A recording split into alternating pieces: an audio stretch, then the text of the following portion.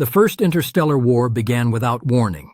The Elandarei citadel of Kyeltharion went dark, its star dimmed to embers. Scouts sent to investigate found nothing but fragments of orbiting crystal and the cold residue of impossible energy. That was how the Vorack Dominion declared war, not through words but through absence.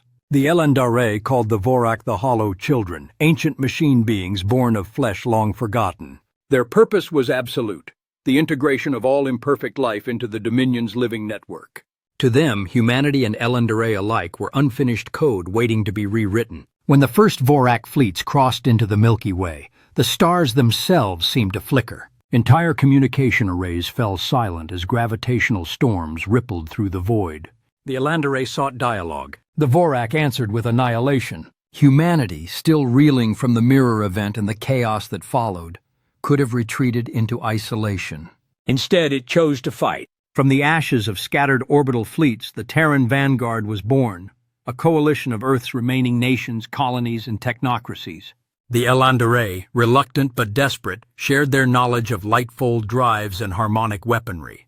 Together they created the first hybrid warships, vessels of living light and steel armed with weapons that bent gravity and burned space itself. In the spring of 2112, the first joint armada crossed the Perseus Rift. They called the campaign the War for the Dawn. Early victories were costly and chaotic. At Venera Drift, human unpredictability shattered a Vorack formation the Elandarei believed invincible. At Kellen's Halo, Elandarei precision saved the vanguard from annihilation. But for every victory, 10 fleets were lost. The Dominion adapted, learning faster, striking harder. By 2113, humanity had learned the truth. This was not a war that could be won. The Vorack were not invaders in the traditional sense. They were a contagion, spreading through networks, data, and even light. Their presence infected the very fabric of the battlefield. Ships began to drift, their crews silent, their lights still burning long after death. The Elandarei called it the quietening. The humans called it hell. Still, the alliance endured. For the first time in history, two species stood side by side in defiance of extinction.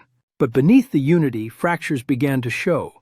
In the Elandarei's faith in balance and humanity's growing obsession with survival at any cost. The first half of the war ended not with triumph, but with dread. Sensors across Sol began detecting something vast moving beyond the Oort cloud, Vorack constructs unlike any seen before.